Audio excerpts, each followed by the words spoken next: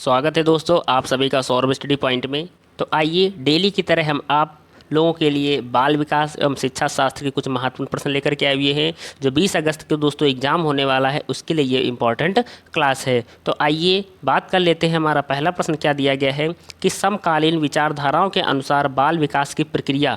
तो दोस्तों क्या क्वेश्चन में कह रहा है कि जो समकालीन विचारधाराओं के अनुसार बाल विकास की प्रक्रिया कैसी होनी चाहिए। तो बात कर लेगा राइट ऑप्शन के बारे में, तो हमारा इसमें पहला ही ऑप्शन करेक्ट हो जाएगा कि सभी बच्चों के लिए एक समान है और सभी बच्चों के एक निश्चित आयु तक आते आते विशिष्ट निर्धारित लक्ष्य अवश्य प्राप्त कर लेते हैं। तो इस तरह से हमारा करेक्ट ऑप्शन पहला हो जाएगा। तो दोस्तों इसी तरह के जो क्वेश्चन है वो आपको एग्जाम में देखने को मिलेंगे। तो आइए बात कर लेते हैं, हम अगले प्रश्न पर चलते हैं कि अगला प्रश्न हमारा क्या रहने वाला है। यहाँ पर दिया गया है कि विकास का सिद्धांत बताता है कि गामक कौशलों का विकास शरीर के मध्य से आरंभ होकर शरीर के सिरों की ओर बढ़ता है। तो क्वेश्चन में क्या कह रहा है कि विकास का जो सिद्धांत है, तो कौन सा सिद्धांत अगर बात करें राइट ऑप्शन के बारे में, तो पहला ऑप्शन है घुमावदार, दूसरा ऑप्शन है विशिष्टता, तीसरा ऑप्शन है अधोगामी और चौथा ऑप्शन है शीर्षगामी। तो इसका जो राइट ऑप्शन हो जाएगा हमारा अधोगामी, जो जवाब होगा करेक्ट हो जाएगा। तो विकास का अधोगामी सिद्धांत बताता है कि गामक कौशलों का विकास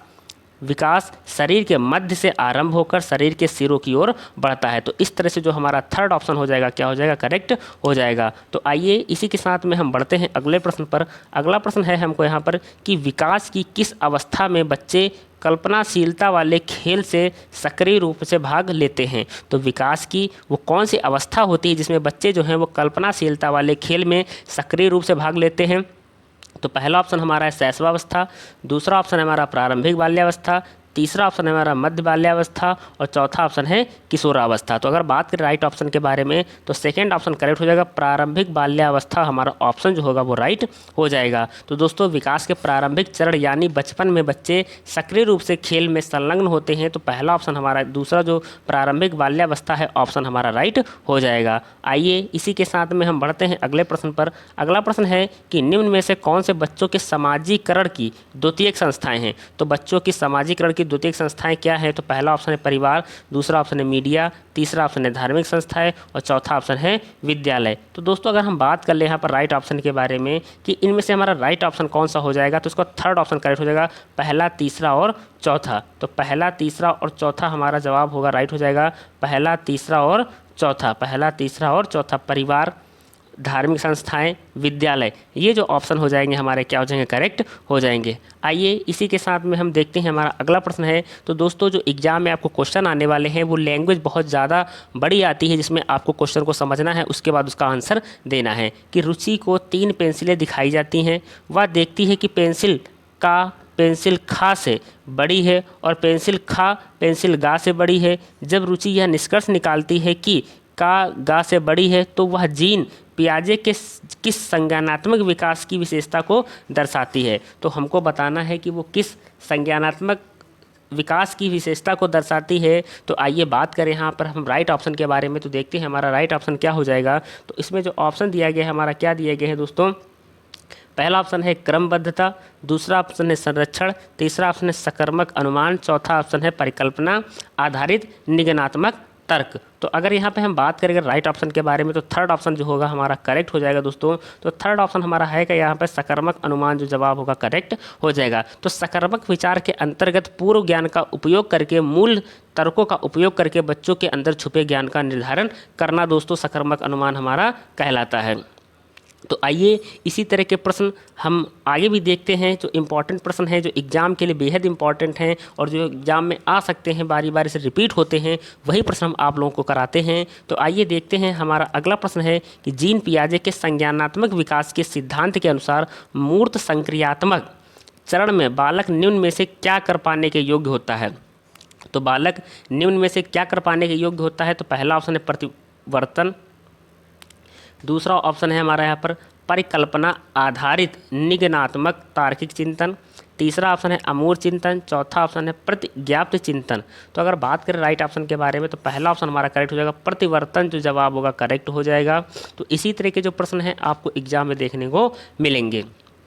आइए देखते हैं अगला प्रश्न हमारा क्या है। तो बात कर लेते हैं अगले प्रश्न के बारे में कि निम्नलिखित में से कौन सा चरण लॉरेंस कोहलबर्ग द्वारा दिए गए नैतिक विकास के सिद्धांत में शामिल नहीं है। तो निम्नलिखित में से कौन सा चरण जो है वो लॉरेंस कोहलबर्ग द्वारा दिए गए नैतिक विकास के सिद्धांत में शामिल नहीं है। तो पहला है पारंपरिक चरण, दूसरा है अपारंपरिक चरण, तीसरा ऑप्शन है हमारा है उत्तर पारंपरिक चरण और चौथा ऑप्शन है पूर्व पारंपरिक चरण। तो अगर बात करें यहाँ पर हम राइट ऑप्शन के बारे में तो सेकंड ऑप्शन करेक्ट हो जाएगा, अपारंपरिक चरण जो जवाब होगा हमारा क्या हो जाएगा, करेक्ट हो जाएगा। तो आइए इसी के साथ में हम बढ़ चलते हैं अगले प्रश्न पर।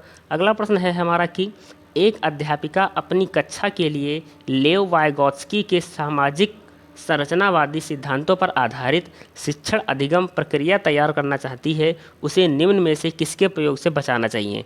तो बचना चाहिए तो हमारा क्वेश्चन क्या है दोस्तों कि एक अध्यापिका अपनी कक्षा के लिए लेव वाइगॉत्स्की के सामाजिक संरचनावादी सिद्धांतों पर आधारित शिक्षण अधिगम प्रक्रिया तैयार करना चाहती है, उसे निम्न में से किसके प्रयोग से बचना चाहिए। तो आइए देखते हैं ऑप्शन के बारे में बात कर लेते हैं। हम यहाँ पर है कि सामाजिक संदर्भ पर आधारित शिक्षण अधिगम की अभिकल्पना करना, दूसरा ऑप्शन है कि विद्यार्थियों के अधिगम प्रयासों का गहन अवलोकन करना, तीसरा ऑप्शन हमारा यहाँ पर है कि अधिगम के आकलन के लिए मानकीकृत परीक्षाओं का इस्तेमाल, चौथा ऑप्शन है कि आवश्यकता के अनुसार पाठ का प्रयोग। तो अगर बात करें यहाँ पर राइट ऑप्शन के बारे में तो थर्ड ऑप्शन जो होगा हमारा करेक्ट हो जाएगा कि अधिगम के आकलन के लिए मानकीकृत परीक्षाओं का इस्तेमाल दोस्तों जो जवाब होगा हमारा करेक्ट हो जाएगा। तो आइए इसी के साथ में हम बढ़ते हैं अगले प्रश्न पर। अगला प्रश्न हमारा क्या दिया गया है कि लेव वाइगॉत्स्की ने अपने सामाजिक संरचनावाद सिद्धांत में निम्न में से किसे विद्यार्थियों में अधिगम को सुसाध्य करने हेतु उपयुक्त बताया। तो क्या क्वेश्चन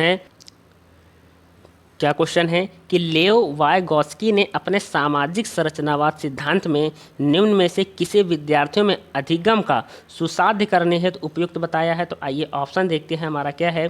पहला है कि सहकर्मी सहयोगिता, दूसरा ऑप्शन है सांस्कृतिक उपकरणों का हस्तक्षेप, तीसरा ऑप्शन है कि रटकर याद करने पर बल, चौथा ऑप्शन है कि गैर संदर्भित पाठ्यक्रम। अगर बात करें हम राइट ऑप्शन के बारे में तो पहला ऑप्शन हमारा करेक्ट हो जाएगा, सहकर्मी सहयोगिता जो जवाब होगा हमारा करेक्ट हो जाएगा। आइए इसी के साथ में हम बढ़ते हैं अगले प्रश्न पर। अगला है कि किसी प्रगतिवादी कक्षा के बारे में एक अध्यापिका का क्या विश्वास होना चाहिए। कि किसी प्रगतिवादी कक्षा के बारे में एक अध्यापिका का क्या विश्वास होना चाहिए। तो पहला है कि ऑप्शन है कि कक्षा हमेशा कठोर नियंत्रण में रहे और सिर्फ अध्यापक के निर्देश देना चाहिए, अध्यापक को निर्देश देना चाहिए। दूसरा ऑप्शन हमारा है यहाँ पर कि दूसरा ऑप्शन क्या है कि अधिगम केवल कक्षा में ही होता है। तीसरा ऑप्शन है कि कक्षा में विद्यार्थी अपने साथ विविध प्रकार के समृद्ध अनुभव लाते हैं। चौथा ऑप्शन है कि विद्यार्थी केवल ड्रिल और अभ्यास के माध्यम से ही सबसे अधिक सार्थकता से सीखते हैं। तो अगर हम बात करें यहाँ पर हम राइट ऑप्शन के बारे में कि इसका राइट ऑप्शन हमारा क्या हो जाएगा दोस्तों, तो थर्ड ऑप्शन जो होगा हमारा करेक्ट हो जाएगा। एक कक्षा में विद्यार्थी अपने साथ विविध प्रकार के समृद्ध अनुभव लाते हैं। तो इस तरह से थर्ड ऑप्शन जो होगा हमारा क्या हो जाएगा, करेक्ट रहने वाला है। तो आइए इसी के साथ में हम बढ़ चलते हैं अगले प्रश्न पर। अगला है कि किस विचारक ने इस बात को नकारा है कि बुद्धि एकल इकाई है, बुद्धि जो है वो एकल इकाई है और कई पृथक स्वतंत्र बुद्धियों का सिद्धांत प्रतिपादित किया है और कई स्वतंत्र बुद्धियों का सिद्धांत प्रतिपादित किया है। तो आइए बात कर लेते हैं। पहला ऑप्शन है जीन पियाजे दोस्तों, तो दूसरा ऑप्शन हमारा है हार्वर्ड गार्डनर, तीसरा ऑप्शन है लेव वाइगॉत्स्की, चौथा ऑप्शन है लॉरेंस कोहलबर्ग। तो यहाँ पर बात कर लेते हैं राइट ऑप्शन के बारे में तो सेकंड ऑप्शन करेक्ट हो जाएगा हमारा, हार्वर्ड गार्डनर जो जवाब होगा करेक्ट हो जाएगा। तो आइए इसी तरह के जो इंपॉर्टेंट प्रश्न है वो एग्जाम में पूछे जा सकते हैं। तो आइए बात कर लेते हैं हम अगले प्रश्न के बारे में कि अगला प्रश्न हमारा क्या रहने वाला है दोस्तों। तो अगला प्रश्न है कि खिलौने के रूप में गुड़िया मिलने पर रोहन की प्रतिक्रिया थी कि मुझे यह खिलौना पसंद नहीं है क्योंकि लड़के गुड़िया से नहीं खेलते हैं, यह किसका उदाहरण है। तो आइए बात कर लेते हैं यह किसका उदाहरण रहने वाला है। तो पहला ऑप्शन हो जाएगा जेंडर प्रासंगिकता, दूसरा ऑप्शन है कि जेंडर भेदभाव, तीसरा ऑप्शन है जेंडर रूढ़िवादिता और चौथा ऑप्शन है जेंडर स्थिरता। तो इसका जो करेक्ट ऑप्शन हो जाएगा हमारा जेंडर रूढ़िवादिता जो जवाब होगा हमारा करेक्ट हो जाएगा। तो थर्ड ऑप्शन जो होगा हमारा करेक्ट रहने वाला है। आइए इसी के साथ में हम बढ़ते हैं अगले प्रश्न पर। अगला प्रश्न हमारा क्या दिया गया है कि एक शिक्षक 1 महीने की अवधि अंतराल में विद्यार्थियों को निबंध लेखन के लिए कई ड्राफ्ट लिखने के लिए सहयोग देता है। यदि यह शिक्षक प्रत्येक विद्यार्थी के सभी ड्राफ्ट को ध्यान में रखता है और उन सभी ड्राफ्ट पर काम करने की प्रक्रिया को भी मान्यता देता है, तो इस प्रकार मूल्यांकन को क्या कहेंगे? तो इस प्रकार के मूल्यांकन को क्या कहेंगे? तो आइए दोस्तों बात करें हम यहाँ पर राइट ऑप्शन के बारे में कि इस प्रकार के मूल्यांकन को क्या कहेंगे। तो योगात्मक कहेंगे, मानक संदर्भित कहेंगे, रचनात्मक कहेंगे या मानकीकृत कहेंगे? तो दोस्तों रचनात्मक कहेंगे। क्या कहेंगे? रचनात्मक कहेंगे। तो थर्ड ऑप्शन हमारा क्या हो जाएगा? करेक्ट हो जाएगा। आइए दोस्तों इसी के साथ में हम देखते हैं अगला प्रश्न है कि एक बहुभाषी कक्षा में शिक्षक को, एक बहुभाषी कक्षा में शिक्षक को दोस्तों, तो पहला ऑप्शन है वार्तालाप के लिए मातृभाषा के उपयोग को निरुत्साहित करना चाहिए। दूसरा ऑप्शन है कि ज़्यादातर विद्यार्थियों द्वारा बोली जा रही प्रमुख भाषा को ही स्वीकार करना चाहिए। तीसरा ऑप्शन हमारा यहाँ पर है कि तीसरा ऑप्शन दोस्तों क्या दिया गया है कि भाषाओं की विविधता के बारे में जागरूकता लानी चाहिए और विद्यार्थियों को पसंद अनुसार भाषा के इस्तेमाल की अनुमति होनी देनी चाहिए। चौथा ऑप्शन हमारा यह है कि एक लक्ष्यांक भाषा जैसे कि अंग्रेजी को छोड़कर अन्य भाषाओं के उपयोग की उपेक्षा करनी चाहिए। तो अगर बात कर लेते हैं राइट ऑप्शन के बारे में दोस्तों, तो इसका जो थर्ड ऑप्शन हो जाएगा हमारा करेक्ट हो जाएगा कि भाषाओं की विविधता के बारे में जागरूकता लानी चाहिए और विद्यार्थियों को पसंद अनुसार भाषा के इस्तेमाल की अनुमति देनी चाहिए। तो इस तरह से जो हमारा थर्ड ऑप्शन हो जाएगा हमारा क्या हो जाएगा दोस्तों कि करेक्ट हो जाएगा। तो बात कर ले दोस्तों कि एक बहुभाषी भाषा में एक शिक्षक को भाषाओं की विविधता के बारे में जागरूकता पैदा करनी चाहिए और छात्रों की पसंद के अनुसार उनके उपयोग की अनुमति देनी चाहिए। तो आइए इसी के साथ में हम देखते हैं हमारा अगला प्रश्न क्या है। अगला प्रश्न है कि राष्ट्रीय शिक्षा नीति 2020 के अनुसार शिक्षा को, तो राष्ट्रीय शिक्षा नीति जो 2020 के अनुसार शिक्षा को केवल पूर्व निर्धारित विषय वस्तु पर केंद्रित होना चाहिए। दूसरा ऑप्शन हमारा है कि समस्या समाधान पर केंद्रित होना चाहिए। तीसरा ऑप्शन है अधिगमकर्ताओं में समालोचनात्मक चिंतन का विकास करना चाहिए। चौथा ऑप्शन हमारा है यहाँ पर कि अन्वेषण सिद्धांत और खोज आधारित होना चाहिए। तो अगर बात कर ले हम यहाँ पर राइट ऑप्शन के बारे में दोस्तों, तो पहला ऑप्शन करेक्ट हो जाएगा। तो इसमें हमारा जो ऑप्शन हो जाएगा दोस्तों तीसरा, चौथा और पहला ऑप्शन दोस्तों, ये ऑप्शन जो होंगे पहला, तीसरा और चौथा, ये जो ऑप्शन हो जाएंगे हमारे क्या हो जाएंगे? करेक्ट हो जाएंगे। तो दोस्तों वीडियो पे अंत तक बने रहें क्योंकि आपके पास समय बहुत ही कम बचा हुआ है और हम आपको बहुत ही इंपॉर्टेंट प्रश्न करा रहे हैं जो एग्जाम में आपको बहुत हेल्प करने वाले हैं। तो आइए देखते हैं कि पाठ्यक्रम को जल्दी पूरा करने के लिए एक शिक्षिका हमेशा अपनी पसंद के ही कुछ बच्चों से उत्तर पूछ लेती है। शिक्षिका का द्वारा किया गया यह कार्य, तो अगर पाठ्यक्रम को जल्दी पूरा कराना है तो जो शिक्षिका होती है वो अपने पसंद के ही कुछ बच्चों से उत्तर पूछ लेती है। तो शिक्षिका द्वारा किया गया यह कार्य पाठ्यक्रम पूरा करने हेतु न्यायोचित है।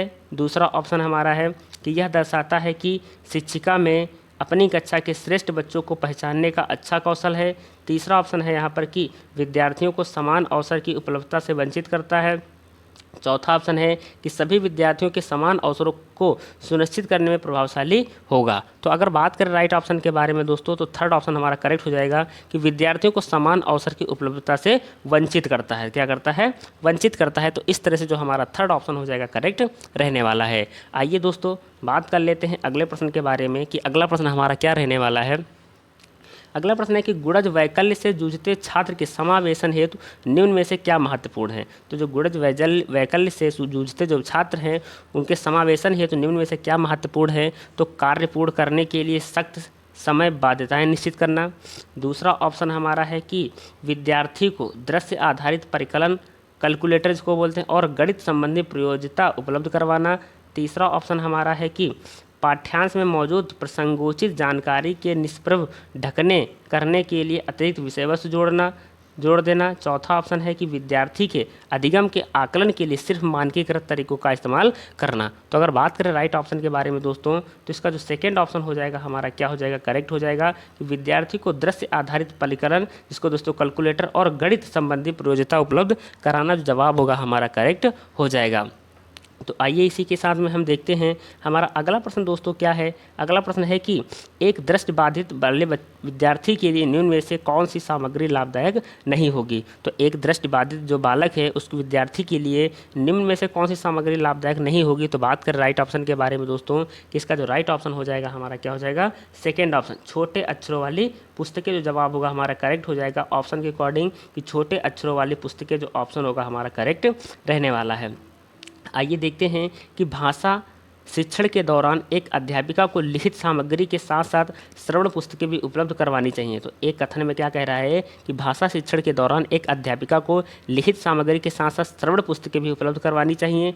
जो हमारा कारण तर्क दिया गया है वो क्या दिया गया है कि प्रस्तुतीकरण की विविध विकल्प विभिन्न अधिकर्मताओं की ज़रूरतों को पूरा कर पाते हैं, जैसा कि पठन विकार से जूझते विद्यार्थी। तो सही विकल्प क्या चुनाव करना है हमको है कि सही इसका जवाब क्या हो जाएगा दोस्तों। बात करें राइट ऑप्शन के बारे में तो इसका जो हमारा पहला ऑप्शन है हमारा क्या हो जाएगा, करेक्ट हो जाएगा दोस्तों। ए और आर दोनों सही हैं और आर जो है वो ए की सही व्याख्या करता है। तो इस तरह के जो प्रश्न हैं वो आपको एग्जाम में देखने को मिलेंगे। तो दोस्तों उम्मीद करते हैं कि आप लोगों को ये प्रश्न बहुत अच्छे से समझ में आए होंगे और वीडियो पे अंत तक बने रहने के लिए दोस्तों धन्यवाद। क्योंकि 20 अगस्त का अगर आपको एग्ज़ाम है तो आप लोग मेहनत करिए दोस्तों, क्योंकि एग्ज़ाम में अगर आपको अच्छा स्कोर लाना है तो अगर बेहतर स्कोर लाना है, बेहतर स्कोर करना है तो वीडियो पे बने रहें अंत तक। और अगर आप 130 प्लस तक दोस्तों अगर आप डेली वीडियो क्लास को देखते हैं तो आप 130 प्लस तक नंबर इसमें हासिल कर सकते हैं। और अगर चैनल पे अभी तक नए हैं तो चैनल को सब्सक्राइब करना ना भूलें। धन्यवाद।